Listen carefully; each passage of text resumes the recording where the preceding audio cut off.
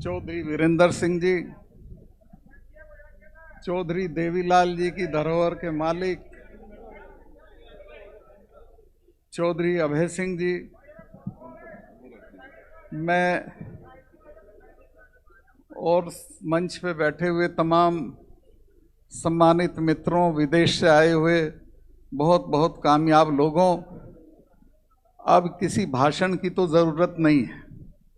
अगर आप मुझे माफ़ी दें तो मैं बिना भाषण के चला जाता हूँ। भाषण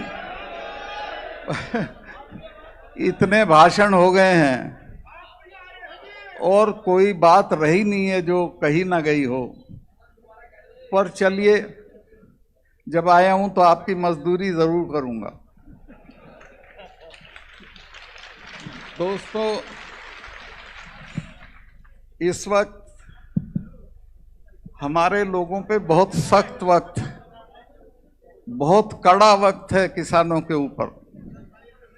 पूरे देश में किसान बहुत तरह से सताया जा रहा है और जो सरकार चला रहे हैं उनके खाने और खाते में किसान का कोई नाम नहीं है। जब ये 3 कानून आए और हमारे लोग जाके बैठ गए, वो मरने लगे, 600 लोग जब मर गए, तो फिर मेरे से रुका नहीं गया और मैं अपना इस्तीफा जेब में रख के मैंने सोचा कि लानत है ऐसे पद पे कि मैं उसे लिए बैठा रहूं और हमारे लोग दिल्ली की सीमाओं पे जलील होते रहें। मैं प्रधानमंत्री जी से मिलने गया और मैंने उनको कहा कि देखिए साहब, इनके साथ बहुत ज्यादती हो रही है, इनको कुछ ले दे के निपटा दीजिए। तो उन्होंने कहा चले जाएंगे, क्यों चिंता करते हो। मैंने कहा साहब, आप इनको जानते नहीं हो, ये तब जाएंगे जब आप चले जाओगे। और बराड़ साहब, सिख भाइयों के लिए तो मैंने उनको बताया कि ये तो 300 साल तो भूलते नहीं हैं और किसी लड़ाई में इस तरह का समझौता नहीं करते हैं जैसा आप समझते हो। इनके तो गुरु महाराज के 4 साहबजादे शहीद हो गए थे, लेकिन समझौता नहीं किया था। और मैं आपको डराने नहीं आया, लेकिन मैं आपको सावधान करने आया हूं कि इनके साथ जाति मत करना। ये जब मिसेस गांधी ने ब्लू स्टार ऑपरेशन किया, उसके बाद 1 महीने तक अपने फार्म हाउस पे उन्होंने महामृत्युंजय का पाठ कराया। अरुण नेहरू मेरे अच्छे दोस्त थे, उनके भतीजे थे। उन्होंने कहा फूफी आप तो इसमें यकीन नहीं करती थी। तो उन्होंने कहा कि तुम जानते नहीं हो बेटा, जिसने भी इनका स्वर्ण मंदिर छुआ है वो जिंदा नहीं बचा, ये मुझे मारेंगे। उनको ये इल्हाम था और वही हुआ। फिर जनरल वैद्य मारा गया। तो मैंने कहा साहब, ये छेड़ने की चीज नहीं है, पहले इनके बारे में जानकारी कर लो, फिर आप तय करो क्या करना। और ये हमारे वाले, ये तो 6ठे महीने लाल किले पे जा चढ़ते थे, कभी आगरा में जा चढ़ते थे, कभी दरवाजे, कभी दरवाजा फाड़ लेते थे, कभी कब्र फाड़ देते थे। इनसे भी नहीं लड़ा जाता। तो इनको ले दे के निपटाओ तो आपके हक में रहेगी वो बात। खैर, उस दिन वो उनकी बात समझ में नहीं आई। कुछ दिन बाद आई, देर आए दुरुस्त आए। फिर उन्होंने वही किया जो मैं कह रहा था उनसे, और माफी मांग के कहा कि मैं माफी चाहता हूं और मैं इन 4 कानूनों को वापस लेता हूं। अभी एमएसपी का मामला रुका हुआ है और मैं यहां प्रेस हो तो उसके माध्यम से चेतावनी देना चाहता हूं सरकार को कि आंदोलन खत्म नहीं हुआ, धरना खत्म हुआ है। अगर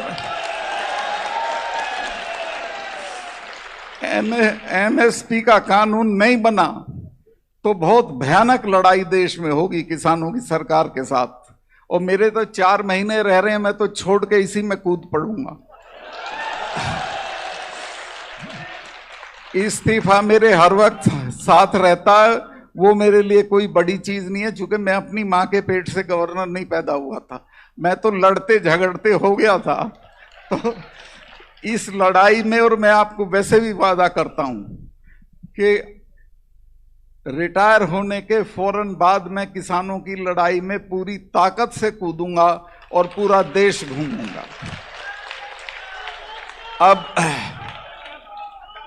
एक चीज मैं आपको और जानकारी दिलाना चाहता हूं, खासतौर से राजस्थान के लोगों को। आपको आपके हिस्से का पानी नहीं मिला है। मैं जब कश्मीर में था तो मुझे गडकरी जी का फोन गया कि सतपाल भाई, अमरिंदर मेरे पास बैठे हैं और ये कह रहे हैं कि आपके और पंजाब के बीच में कोई पानी का समझौता होना है जो 40 साल से नहीं हो रहा है, और उसका नतीजा ये है कि सारा पानी पाकिस्तान को जा रहा है। तो मैंने कहा उनको, अमरिंदर जी को, कि आप कल अपने मंत्री को भेज दें। उसने कहा कल तो नहीं, परसों मेरा मिनिस्टर आ जाएगा। और 40 साल से महबूबा और फारूक अब्दुल्ला उसको लटकाए हुए थे, इसलिए कि वो पानी वहीं जाता रहे जहां जाता था। मैंने 15 मिनट में समझौता करा दिया। इस बात पे अटकाया हुआ था कि कंट्रोल किसका हो। मैंने कहा किसी का कंट्रोल नहीं होगा, जॉइंट सुपरविजन होगा। दस्तखत हो गए, मिठाई बट गई, और आज आपको मैं बताना चाहता हूं कि उस समझौते, उस पे काम शुरू हो गया है। कंडी एक इलाका है जम्मू में, जो कंडी माने सूखा इलाका, उसमें 25,000 हेक्टर में सिंचाई होगी, 6,000 हेक्टर में पंजाब में होगी, और उसके बाद भी बहुत पानी बचेगा जो राजस्थान और हरियाणा को मिलेगा। मैं राजस्थान के लोगों से कहना चाहता हूं कि अपने नेताओं को कहें कि थोड़ा सावधान रहा करें और देख लिया करें कि तुम्हारे हिस्से की क्या चीज कहां बकाया है, उसको अपने यहां ले आएं। अब एक मुझे इन्होंने अभय सिंह जी ने एक याद दिलाई चीज, और वो है उसकी,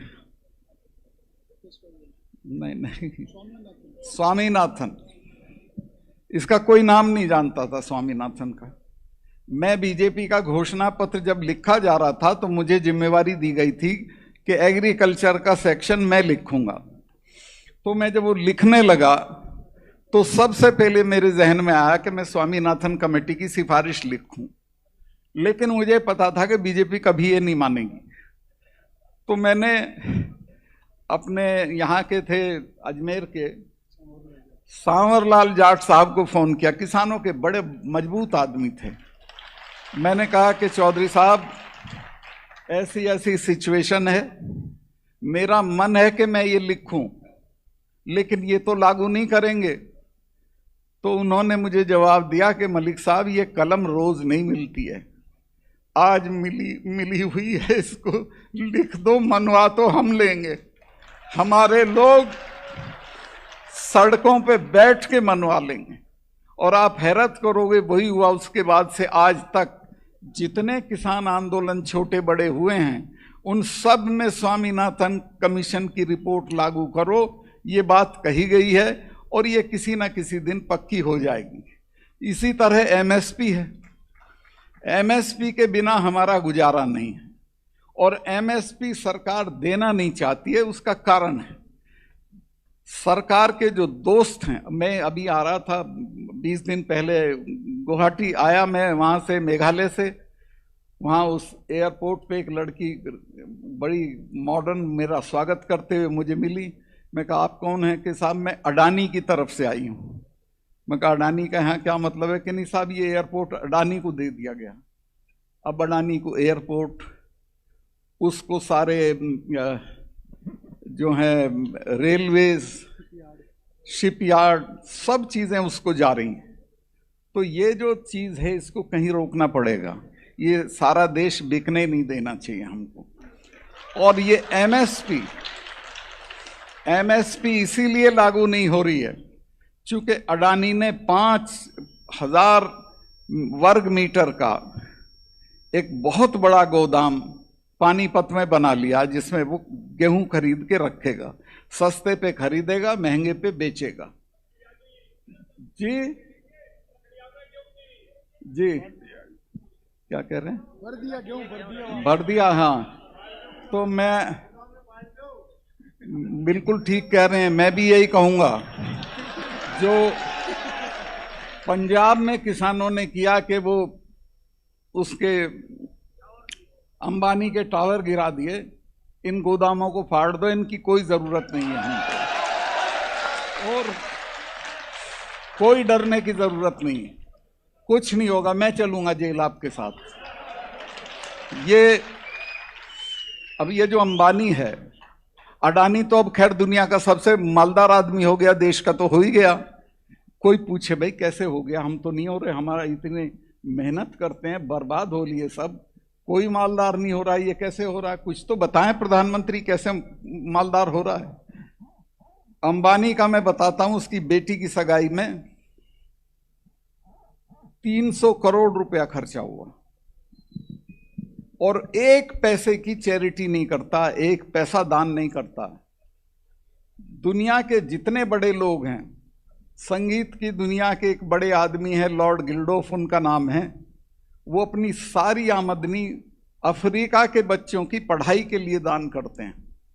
माइक्रोसॉफ्ट वाला अपना सब दान करता है, ये एक धेला दान नहीं करता। मैं तो ये कहता हूं जगह जगह इसके लिए कि ये इंसान भी नहीं है, सड़े हुए आलू की बोरी है, इनको कोई इज्जत मत दीजिए, इनको सेठ भी मत कहिए, और जब तक इन पे हमला नहीं होगा तब तक ये क्लास रुकेगी नहीं। हम नीचे जाते रहेंगे, ये ऊपर जाते रहेंगे। मैं अब जो आपके काम की बात है वो बताना चाहता हूं कि देखिए, हमारे पास ना तो वो सड़ी हुई हवेलियां हैं कि जिन पे हम कर्जा लेके होटल बना लेंगे, ना हमारे पास महल हैं, ना हमारे पास रुपया है। हम तो छोटी छोटी जमीनों के मालिक हैं, उसी में ऊपर नीचे होते रहते हैं। एक ही तरीका है एम्पावर होने का, ताकत हासिल करने का और आगे बढ़ने का, और वो है तालीम का। दुनिया में जिन कौमों ने तालीम की तरफ ध्यान दिया वही तरक्की की है। एक घटना मुझे इंग्लैंड की याद आती है, जब वर्ल्ड वॉर सेकंड चल रहा था, बजट पेश हो रहा था। बजट में सारी मदों में कटौती की गई, लेकिन एजुकेशन में कोई कटौती नहीं हुई। खड़े हो गए विपक्ष के लोग, उन्होंने कहा साहब इसमें कटौती क्यों नहीं हुई? प्रधानमंत्री ने कहा कि टूटे हुए पुल दोबारा बन जाएंगे, मकान दोबारा तामीर हो जाएंगे, कारखाने फिर बना लेंगे, लेकिन अगर एक पीढ़ी तबाह हो गई तो उसको दोबारा खड़ा नहीं किया जा सकता। तो ये जो हमारी पीढ़ी, इसकी तालीम पे अब वो सारी चीजें छोड़ दो कि बुढ़े के मरने पे 40 गांव की चिट्ठी फाड़ोगे, बुढ़ा सूरजमल हो जाएगा उससे। उस पैसे को बचाओ। दहेज में आजकल हमारे यहाँ तो 4 छल्ले की गाड़ी मांगते हैं, वो कौन सी है? ओडी। वो मत मांगो। घर में मैं गया अभी, वहां हनुमानगढ़ मेरे शिकायत की लोगों ने कि साहब घर में 2 आदमी हैं, मकान 15 कमरे में बना रखा है और 5 बीघे में बना रखा है। क्यों भाई? मैं जब एमपी रह लिया था, एमएलए रह लिया था, मिनिस्टर रह लिया था, तब भी मैं दिल्ली में 2 कमरे के मकान में रहता था। जब मुझसे मिलके चौधरी लोग नीचे उतरते थे तो मेरा ड्राइवर बताता था कि साहब वो कह रहे हैं कि बताओ भाई, ये तो 2 कमरे के मकान में तो रह रहा है। मैंने कहा इनको अकल नहीं है, 2 कमरे का मकान मेरी ताकत है। इस 2 कमरे के मकान की वजह से मैं प्रधानमंत्री से पंगा ले सकता हूं। अगर मेरे पास दौलत होती, मेरे पास इल गॉटन वेल्थ होती, मेरे पास बड़े बड़े महल दुमहले होते तो मैं नहीं लड़ सकता था, क्योंकि ईडी आ जाती अगले दिन, इनकम टैक्स आ जाता। अब तो मैं जब गया कश्मीर में, जब गया तो जाते ही 2 मामले मेरे सामने आए और दोनों में घपला था। मुझे सेक्रेटरी ने कहा जी इनमें गड़बड़ है, तो मैं कहा इनको कैंसिल करो। उन्होंने कहा साहब इनमें 150 करोड़ रुपया है। मैं कहा भाड़ में जाए, मैं तो 5 कुर्ते पजामे में आया हूं, ऐसा ही जाऊं। और मैं तीसरे दिन प्रधानमंत्री जी को मिलने गया। मैंने उनको बताया कि साहब ये मामले थे, मैंने कैंसिल कर दिए। आपकी कोई दिलचस्पी हो तो मुझे बताएं, मैं नहीं करूंगा, मैं छोड़ दूंगा। और उसमें अंबानी का भी था एक, वो जो छोटे वाला अंबानी है वो था उसमें, तो मैं दोनों कैंसिल कर दिए और आज मैं मौत से हूं, किसी चीज से नहीं डरता हूं। मैं आपको ये बताऊं कि जो फकीरी है इसमें बहुत ताकत होती है, अमीरी में ताकत नहीं होती। बहुत मैं शायद लंबा कर गया हूं। अच्छा जी, चलिए। तो दूसरे वहां कश्मीर में जब ये 370 हटाने की बात आई तो रात को मुझे गृह मंत्री के यहाँ से आदेश आया कि कल एक चिट्ठी आपको भेजनी है। चूंकि वो असेंबली होती तो असेंबली की चिट्ठी जाती, चूंकि असेंबली थी नहीं, गवर्नर रूल था, तो मेरी चिट्ठी के आधार पे उसको हटना था। तो मैंने चीफ सेक्रेटरी को बुलाया, कहा कि सुबह ये चिट्ठी मैंने ड्राफ्ट कर रखी थी कि सुबह ये चिट्ठी टाइप करा के मेरे साइन करा के दिल्ली भेज दो। उसने कहा साहब हटा रहे हो? मैं कहा जी हाँ हटा रहे हैं। कहने साहब 1000 आदमी मारना पड़ेगा।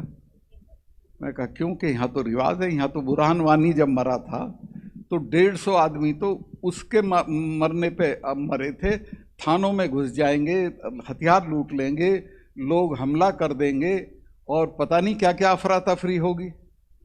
मैंने कहा कुछ नहीं होने का, चिड़िया भी नहीं बोलने की। उसने कहा आपको कैसे ये भरोसा है?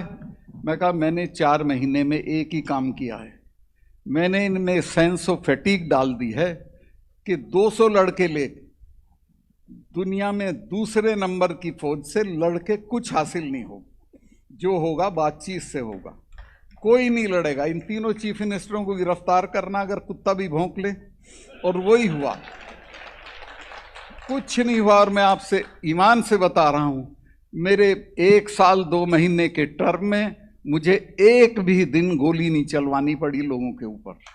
मैंने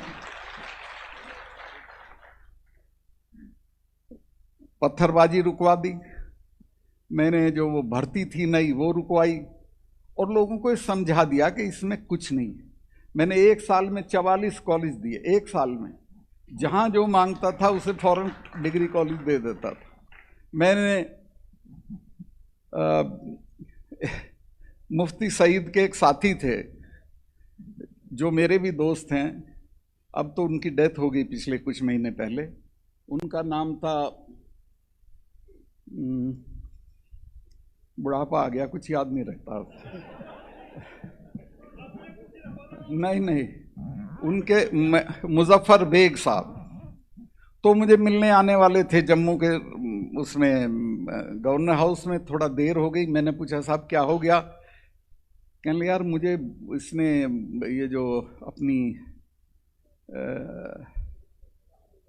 नहीं ये ना ये जो वो थी ना उनकी, नहीं यार उनकी जो जी ना तो वो जो इसके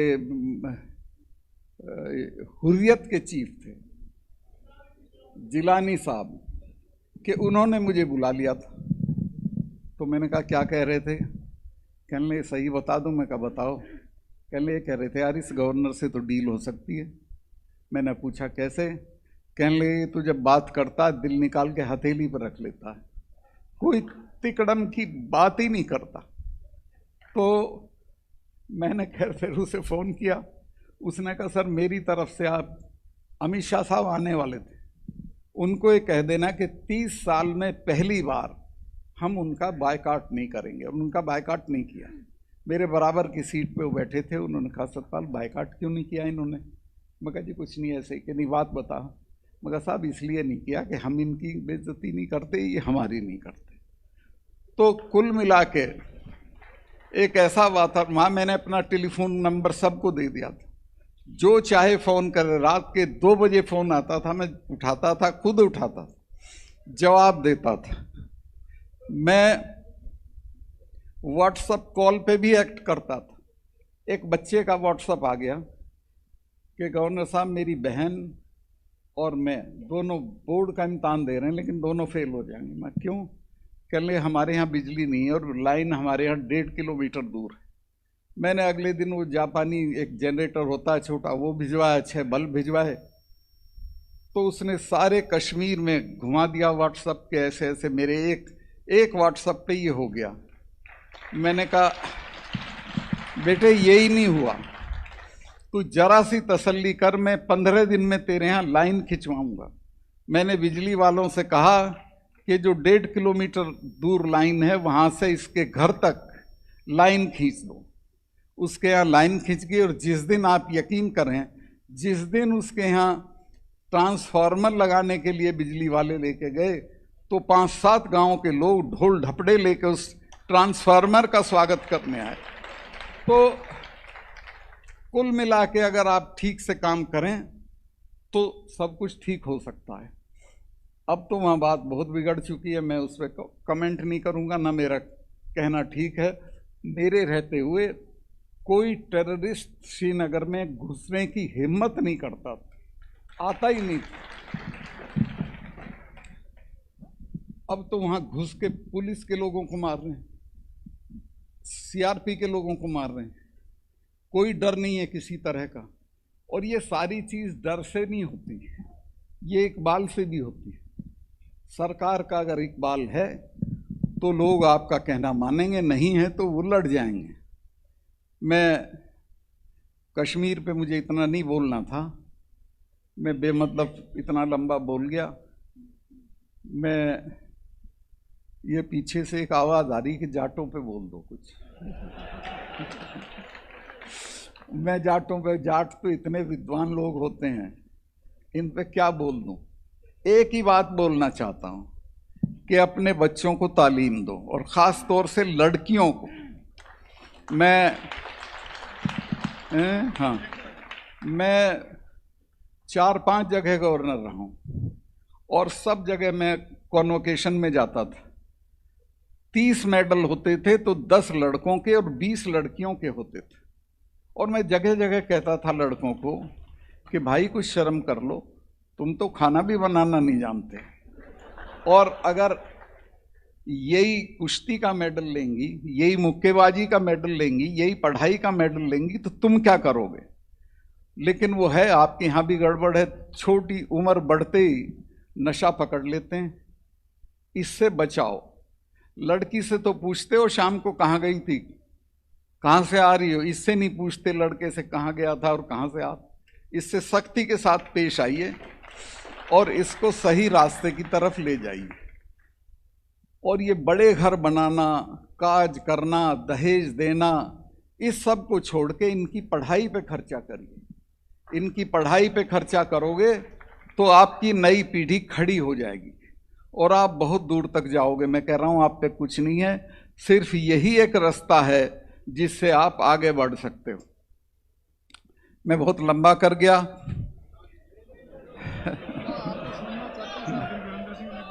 हाँ क्या? अरे छोड़ो जी। अब मुझे पीछे से एक और मशवरा दिया जा रहा है कि जाटों को ये समझाओ कि एकता रखनी चाहिए।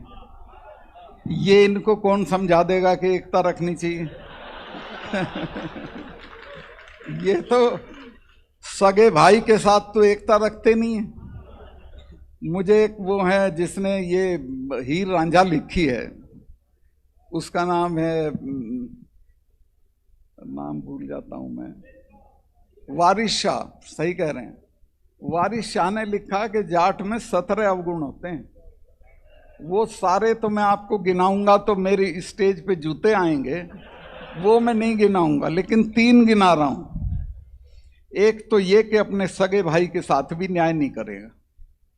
दूसरा ये कि अपने भाई के दूसरे की जूतियों में बैठेगा, भाई के सिंहासन पे नहीं बैठेगा और कभी न्याय नहीं करेगा।